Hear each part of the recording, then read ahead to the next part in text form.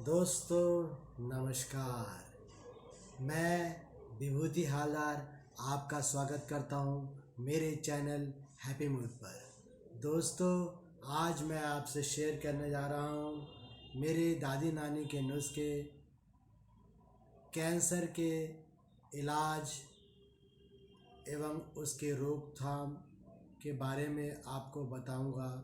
कैसे एक गरीब से गरीब आदमी और अमीर से आदमी कैसे इस कैंसर रूपी दानव से अपनी सुरक्षा कर सकता है। दोस्तों हमारे पूर्वज, हमारे दादा दादी कहते आए हैं कि ये पूरा संसार ही हमारा परिवार है, इसलिए इस संसार में किसी को भी अगर कोई कष्ट होता है तो हमें कष्ट होना चाहिए। और इसी को देखते हुए दोस्तों मैं आज आपसे शेयर करने जा रहा हूँ कैंसर से जुड़ी जानकारियाँ, ताकि कोई भी विश्व में इस कैंसर रूपी दानव के चपेट में ना आए और खुदा ना खास्ता कभी किसी को शक भी हो कि कैंसर हमारे आसपास भी है, तो वो उसको हम कैसे पहचान सकते हैं, उसको कैसे हम दूर कर सकते हैं। और अगर अनजाने में कैंसर हमारे शरीर में पहुंच चुका है तो कैसे हम उससे छुटकारा पा सकते हैं, क्या पद्धतियां हैं जिससे हम कैंसर को दूर भगा सकते हैं। दोस्तों कई लोग कहते हैं कि हमें मौत से डर नहीं लगता, मगर सच तो यह दोस्तों वो लोग झूठ बोलते हैं। मौत से हर आदमी को डर लगता है। दुनिया में जो पैदा हुआ है वो सारे लोगों को मौत से डर लगता है, लेकिन कुछ लोग झूठ बोलते हैं कि हमें डर नहीं लगता। डर तो सभी को लगता है दोस्तों। तो दोस्तों कैंसर को मैंने बहुत करीब से देखा दोस्तों। जब मैं कभी जॉब में था तब मेरे साथ मेरे एक साथी थे जिनको ये बीमारी हो गई थी। वो जो मेरे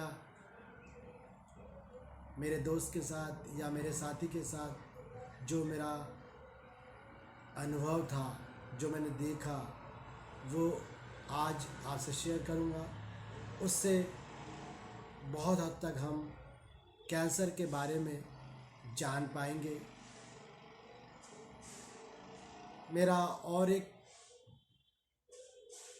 दोस्त, बोलिए मेरे पड़ोस में एक दोस्त थे, उनके बारे में मैं आपको बताऊंगा कि उनके साथ क्या घटना घटी। मेरे बहुत करीबी एक रिश्तेदार हैं जिनको भी ये कैंसर रूपी दानव ने घेर लिया था, उनके बारे में भी मैं बताऊंगा। और दोस्तों काम के सिलसिले में मैं कैंसर अस्पताल कई बार गया हूँ। वहाँ का दृश्य अगर आदमी कोई देख ले तो डर जाएगा दोस्तों। ईश्वर न करे कभी किसी को कैंसर का अस्पताल का दरवाज़ा देखना पड़े। बड़े से बड़ा पहलवान, कितना भी शक्तिशाली आदमी हो, कैंसर का नाम सुनते ही उसके हाथ पैर ढीले पड़ जाते हैं। मतलब कैंसर का नाम सुनते ही आदमी अधमरा हो जाता है। वो डर बाकी के दिन डर डर के जीता है कि क्या मालूम कल का सूरज मैं देख पाऊंगा कि नहीं। साथ में बहुत ही पीड़ादायक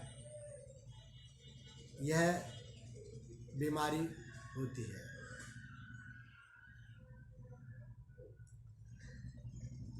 कई लोगों को मैंने देखा है जिनको मुंह से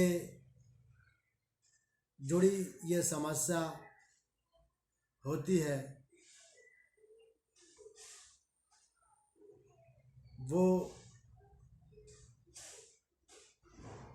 मुंह से कुछ नहीं ले पाते।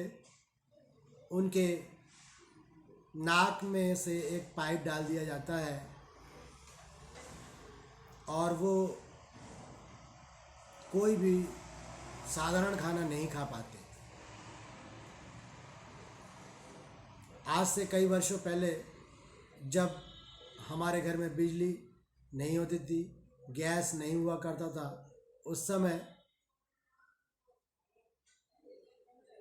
कई लोगों ने देखा होगा कि हमारे घर में लालटेन हुआ करती थी एवं स्टोव हुआ करता था। तो स्टोव में कैरोसिन या घासलेट किस तरह कुप्पी के सहारे हम भरते थे, उसी तरह कैंसर पेशेंट को खाना तो नहीं बोल सकते, दूध जूस पिलाते हैं नाक के द्वारा। यह दृश्य मैंने बहुत करीब से देखा है। मैं फिर से एक बार इस बात को दोहराना चाहता हूँ कि ईश्वर ना करे किसी को कैंसर का अस्पताल या कैंसर की बीमारी के बारे में सुनना ना पड़े कि उसके आसपास भी कैंसर रूपी दानव खड़ा है या उसे छूने की कोशिश कर रहा है। इसी को ध्यान में रखते हुए मैंने आज फैसला किया कि मैं कुछ कैंसर के बारे में आपको बताऊं ताकि आप सजग रहें, एक चौकीदार की तरह, कि कहीं ये चोर या दानव रूपी रोग पीड़ा कैंसर हमारे आसपास भी आ सके। पहले ही हम अपने आप को इतना अलर्ट रखें, इतना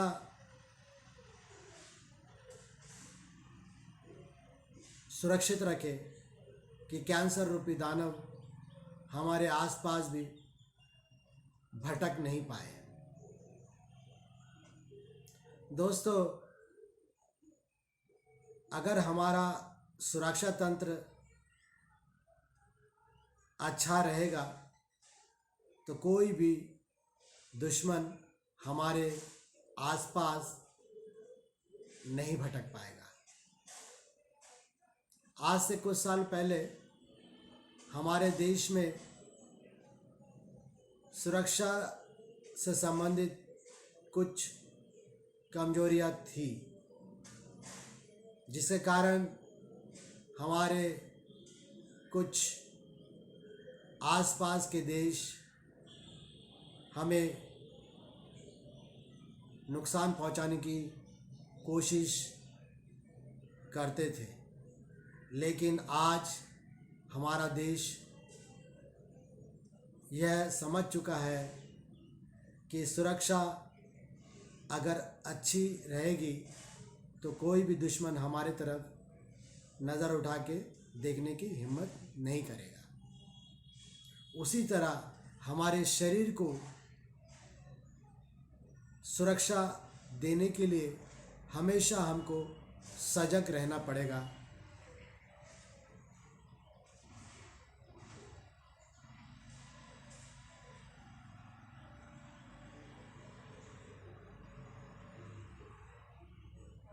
तो दोस्तों, सबसे पहले मैं आपको बताऊंगा कि मेरे साथ जो मेरे दोस्त थे, मेरे साथी थे, उनके साथ मेरा क्या एक्सपीरियंस रहा है। दोस्तों,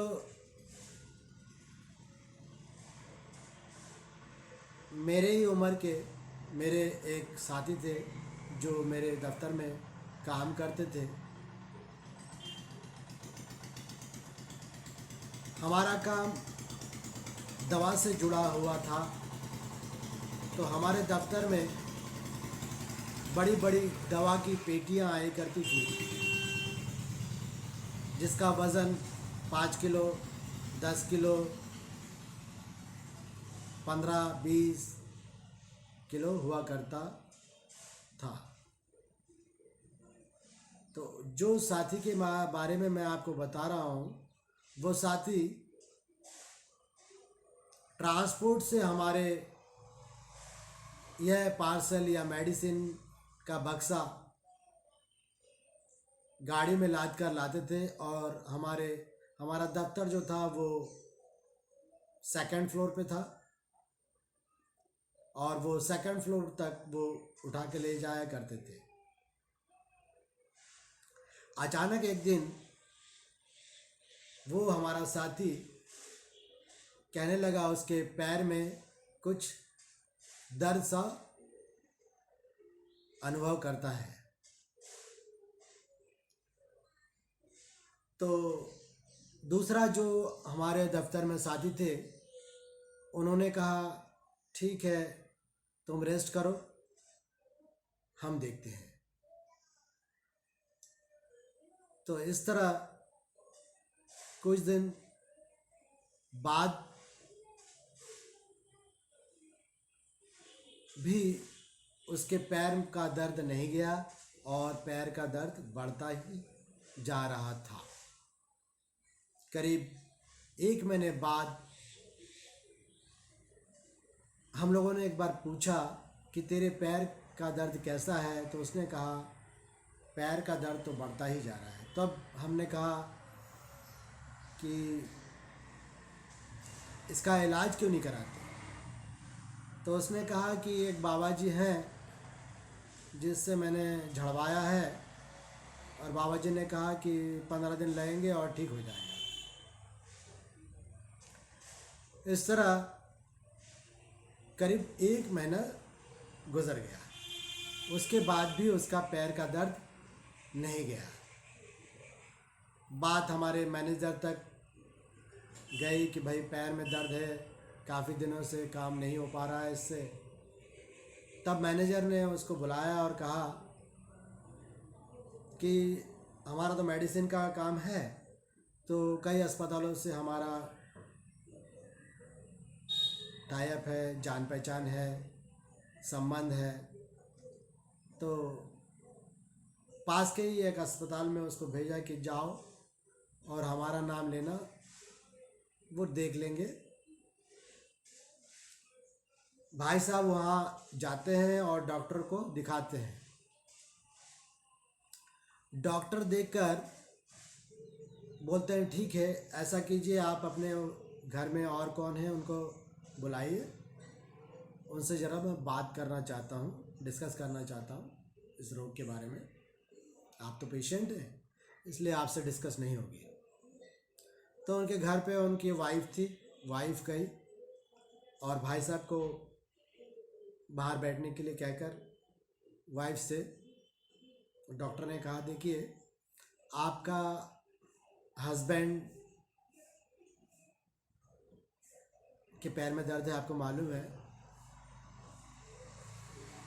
आपके हस्बैंड को अगर अभी एडमिट किया जाए तो 25-50 हज़ार रुपये अभी के अभी लगेंगे, और वो पैसा आपका कोई काम में नहीं आएगा, क्योंकि आपके हस्बैंड के पास समय नहीं है।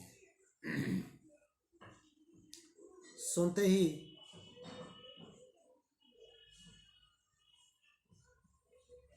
उनकी वाइफ के होश उड़ गए, उनके वाइफ रोने लगी। डॉक्टर ने उनको संभाला और कहा, देखिए रोने से कुछ नहीं होगा, सच्चाई का सामना तो करना ही पड़ेगा। आप ऐसा कीजिए, इनके मदर फादर जहाँ है उनको दिखा लाइए, उनके पास समय बिल्कुल नहीं है। जबकि भाई साहब देखने में बिल्कुल सही थे, ऊपर से कुछ भी समझ में नहीं आ रहा था। तो कैंसर रूपी दानव कैसा होता है आपको आज मैं इस मेरे साथ जो घटना घटी, घटना के बारे में मैं आपको बता रहा हूँ। तो उनकी वाइफ गांव में लेकर गई उनके माँ बाप से मिलाने के लिए, और तीसरे दिन हमारे दफ्तर में फ़ोन आता है कि वो जो हमारे साथी थे अब नहीं रहे। जबकि ऊपर से बिल्कुल सही दिख रहे थे, उनके पैर में कोई भी समस्या नहीं दिखाई दे रही थी। तो कैंसर बहुत ही छुपा एक तरह का दानव दुश्मन है, जो कई बार हम हल्के में लेते हैं और वो हमको मार देता है। इसी तरह हमारे पड़ोस में एक भाई साहब हुआ करते थे, जिनके पैरों में के नीचे एक घाव हो गया था, और पाँव के तले में, और वो अस्पताल गए तो उनका पैर कुछ हद तक काटना पड़ा। भाई साहब आए, कुछ दिन बाद फिर अस्पताल गए, फिर ऊपर से कुछ अंश और काट दिया। इस तरह काटते काटते जान के पास आके लास्ट अब काटने के लिए कुछ नहीं बचा, और भाई साहब इस तरह हमें अलविदा कहकर चले गए।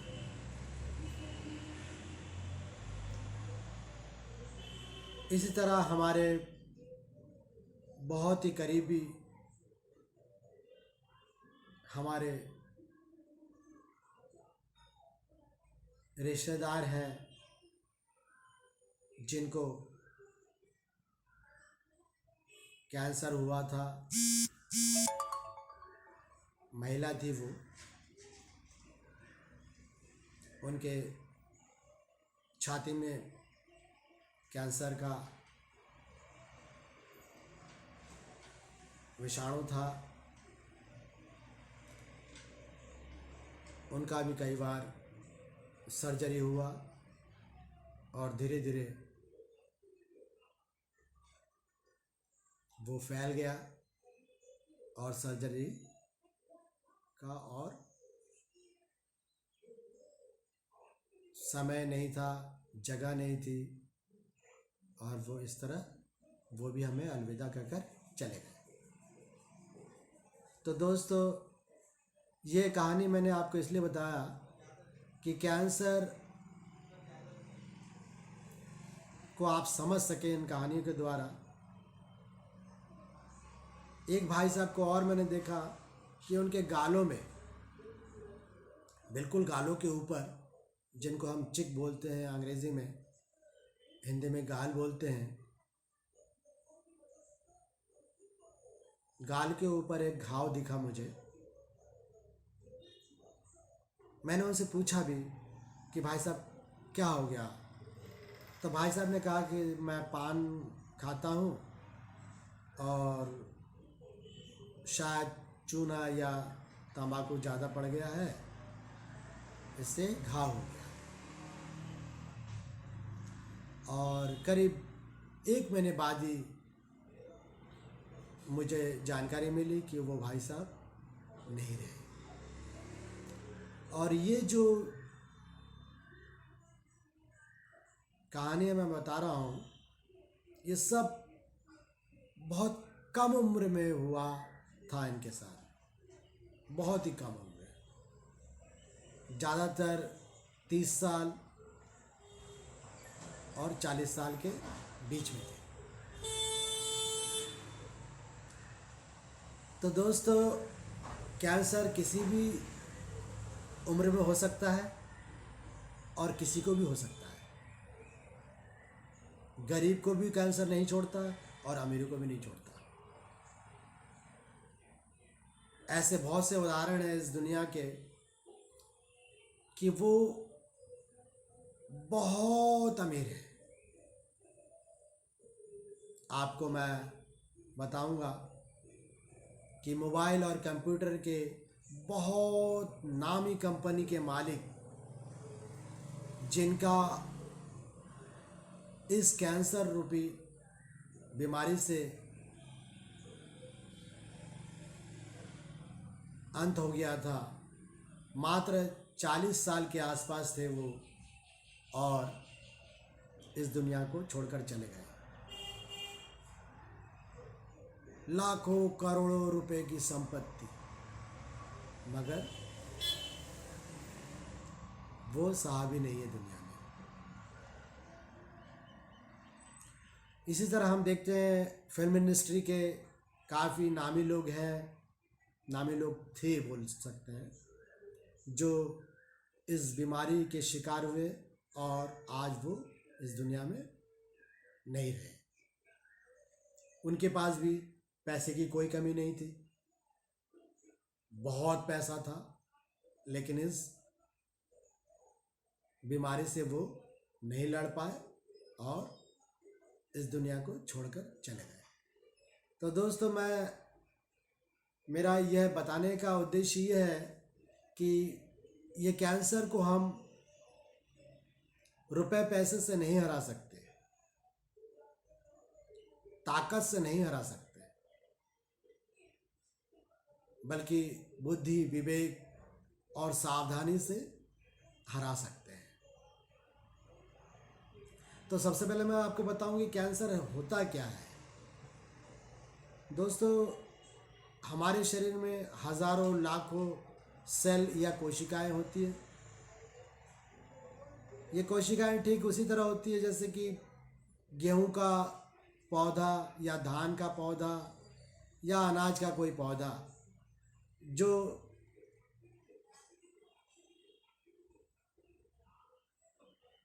महीने, 3 महीने, 4 महीने तक बढ़ते हैं। उसके बाद वो उनका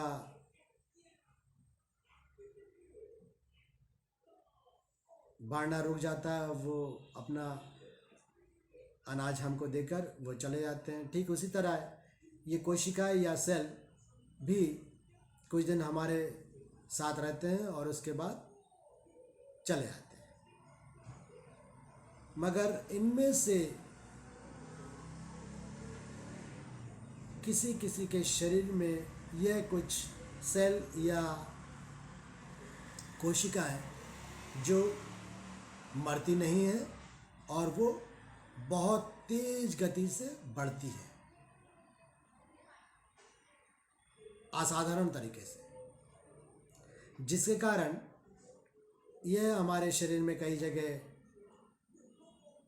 गांठ का रूप ले लेती है, जिसे हम छूकर देख सकते हैं कि गांठ, जिसे देख सकते हैं, जिसे अंग्रेजी में ट्यूमर भी कह सकते हैं, जिसको छूने में या देखने में यह शरीर में हमको कुछ अलग सा लगता है।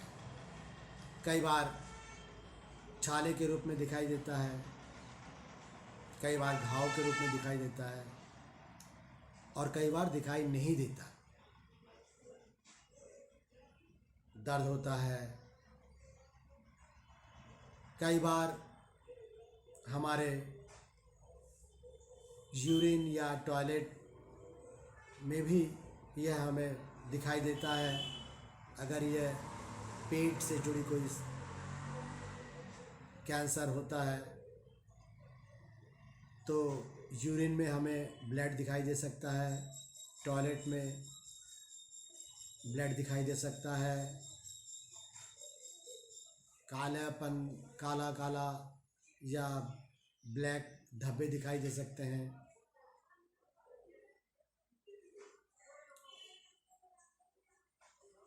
इस तरह हम पहचान सकते हैं कि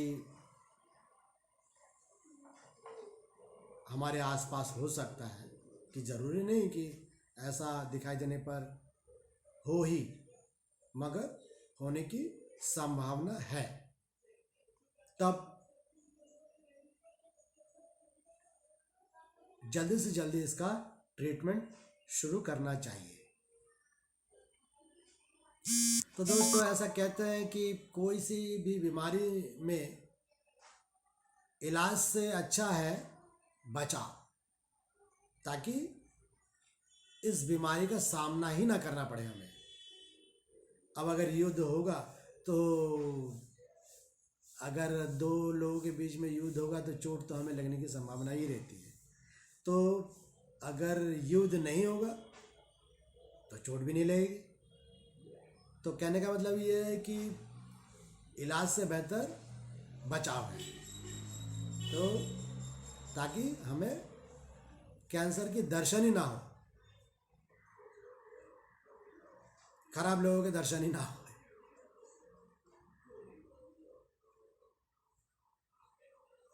तो इसके लिए हमें कैसे हम बचाव करें अपने आप का। तो दोस्तों, सबसे पहले मैं आपको बताऊं कि पहले तो आज ही हम अपने शरीर का चेकअप करेंगे। खुद नहाते वक्त हम अपने शरीर को सब जगह, पूरी जगह टटोलेंगे कि हमारे शरीर में कहीं कोई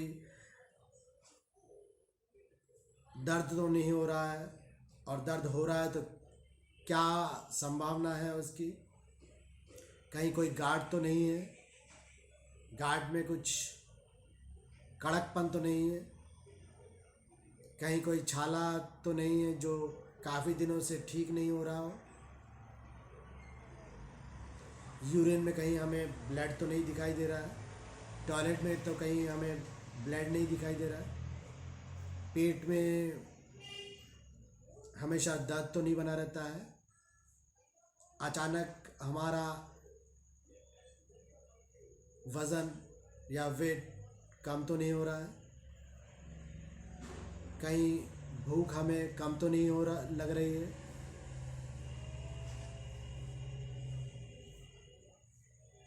पेट में कहीं हमेशा दर्द तो नहीं रहता है, हम अपच का शिकार तो नहीं है। अपच मतलब हमारा अपच के शिकार तो नहीं है, पाचन क्रिया में हमारी कोई शिकायत तो नहीं है। लगातार अगर पाचन क्रिया में हमारा शिकायत रहता है तो भी हमें सावधान हो जाना चाहिए।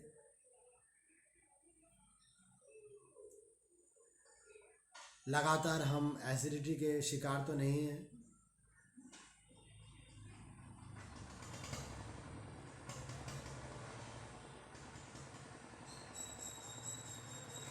और किस तरह हम अपने आप को इस दानव रूपी कैंसर से अपने आप को बचाकर रख सकें, इसके लिए हमारे डाइट में क्या लें ताकि कैंसर हमारे आसपास भटक ना सके। तो दोस्तों,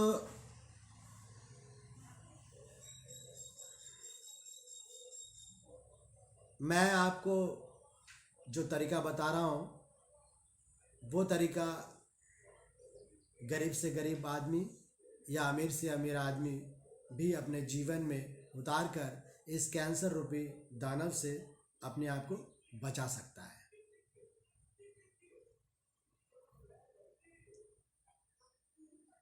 तो हमारा भोजन के साथ डेली हमको एक करेला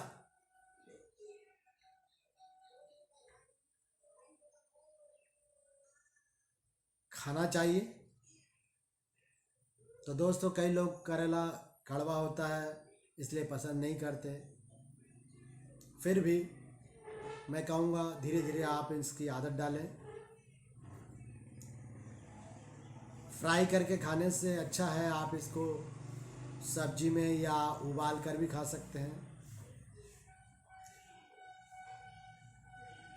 बच्चे लोग अगर नहीं खाना चाहे तो इसको चावल के साथ उबालें, ताकि चावल में इसका जो जूस है वो चावल में मिक्स हो जाए, और बच्चा अगर ये चावल खाता है तब भी करेला का गुण उनके शरीर में जाएगा। इस तरह करेला से भी हम अपने आप को इस कैंसर रूपी दानव से बचा सकते हैं। उसके बाद दोस्तों, हम गाजर का उपयोग कर सकते हैं, हम टमाटर का उपयोग कर सकते हैं, हम फूल गोभी का उपयोग कर सकते हैं। अगर नीम की पत्ती आप खा सकते हैं तो वो भी बहुत गुणकारी है। हल्दी भी बहुत गुणकारी है। हल्दी तो हम वैसे खाते ही हैं, फिर भी अगर हल्दी को डेली आप दूध के साथ लें तो वो और ज़्यादा फायदेमंद करेगा।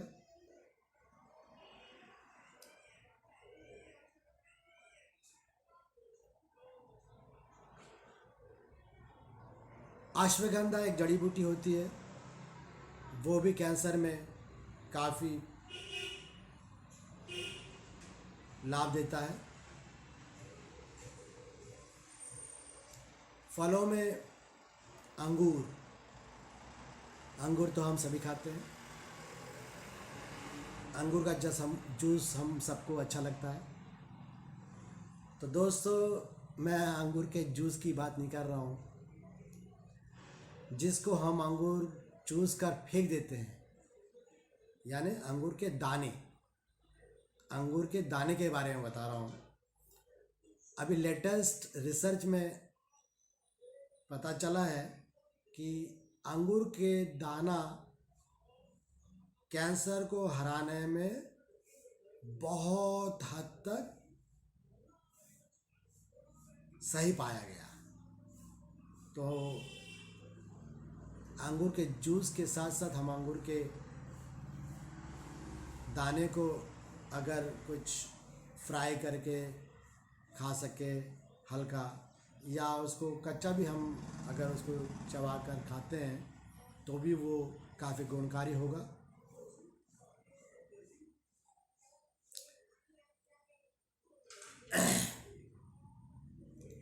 तो दोस्तों, ये कुछ तरीके हैं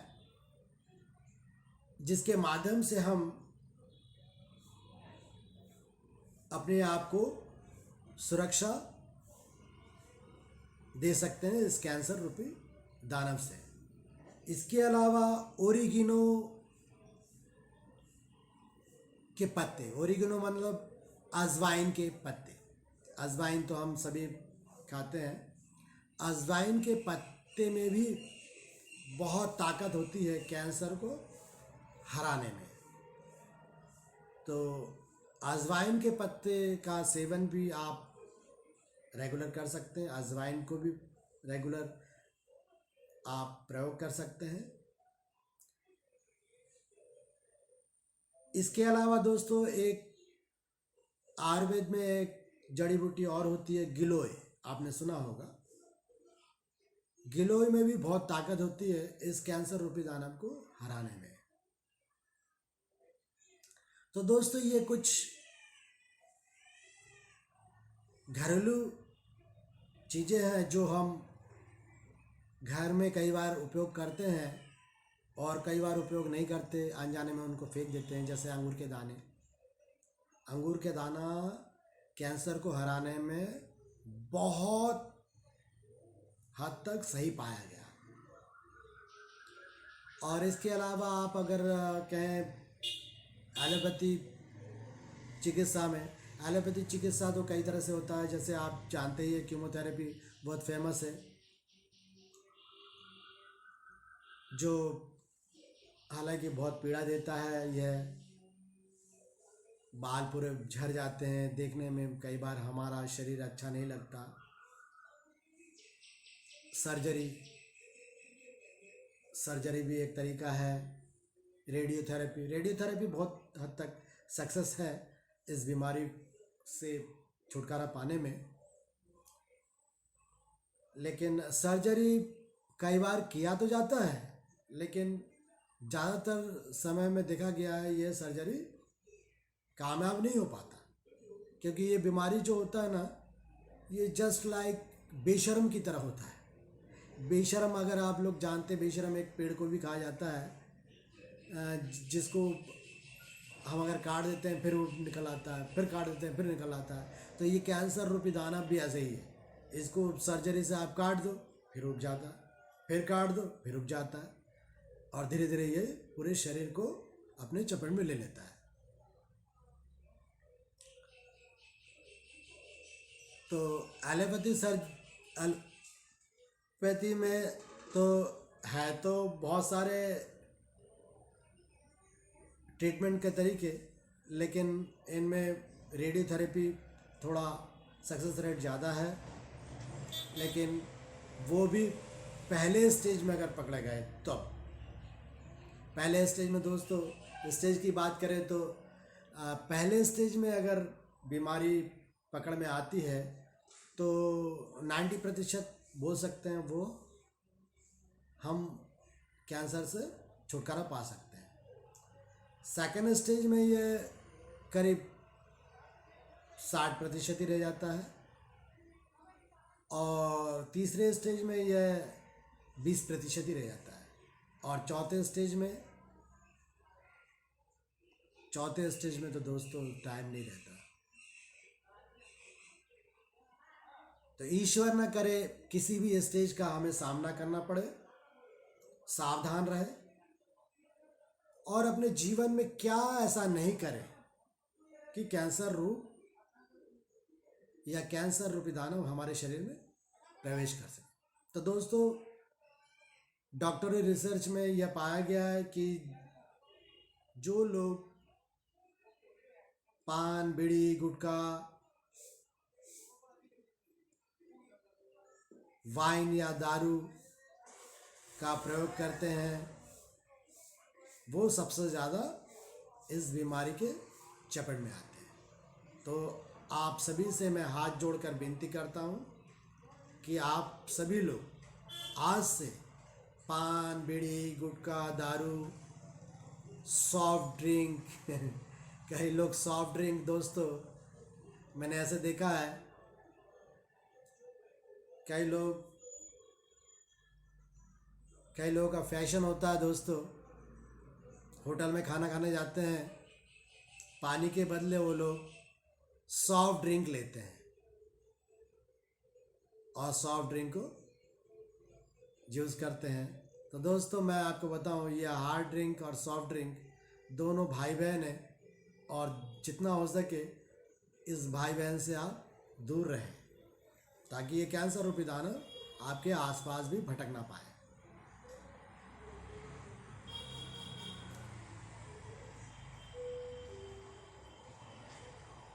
दोस्तों,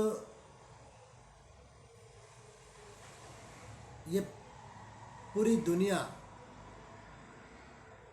हमारा परिवार है। हम चाहेंगे कि पूरा परिवार हमारा सुरक्षित रहे, परिवार में अगर कोई भी इस रोग से पीड़ित होता है तो हम दुखी हो जाते हैं और हम नहीं चाहते कि हमारा परिवार में कोई भी इस रोग के चपेट में आए। तो आज से आप अपने आप से और मुझसे एक वादा करें कि पान, बीड़ी, गुटखा, दारू, हार्ड ड्रिंक या सॉफ्ट ड्रिंक का सेवन नहीं करेंगे, ताकि इस बीमारी के चपेट में हम ना आए। दोस्तों, कुछ दिन पहले मैंने एक प्रोग्राम देखा था। एक बड़े फुटबॉल प्लेयर जिनका एक इंटरव्यू या प्रेस रिलीज होने वाला था और उनके टेबल पे सॉफ्ट ड्रिंक और पानी रखा था। वो आते ही बैठते ही सॉफ्ट ड्रिंक की बोतल उठाकर नीचे रख देते हैं। वो कुछ ना कहते हुए भी उन्होंने इशारा कर दिया कि यह सॉफ्ट ड्रिंक हमारे शरीर के लिए कैसा है। उसी के कुछ दिन बाद फिर एक प्लेयर ने ठीक ऐसे ही एक सिग्नल दिया। उन्होंने भी सॉफ्ट ड्रिंक की बोतल उठाकर नीचे रख दी और पानी का बोतल ऊपर कर दिया। तो पानी तो हमारे शरीर में अमृत है। पानी खूब पिए। जो लोग पानी पीते हैं उनको बीमारी भी कम होती है, एसिडिटी कम होती है। और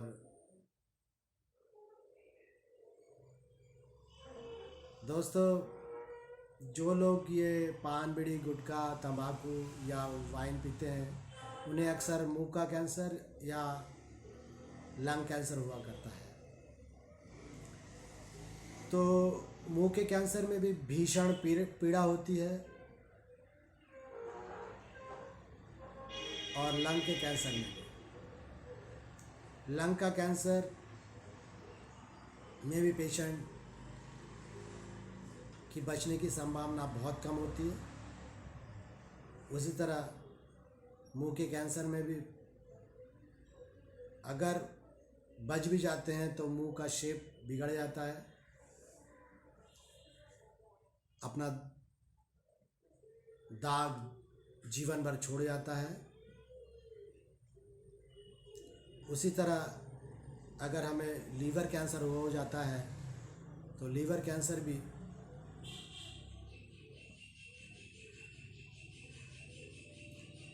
हमारी जान को अक्सर ले ही जाया करता है। तो ईश्वर न करे, फिर से मैं आपको दोहराता हूँ, ईश्वर न करे ये कैंसर रूपी दानव हमारे आसपास भी भटक सके।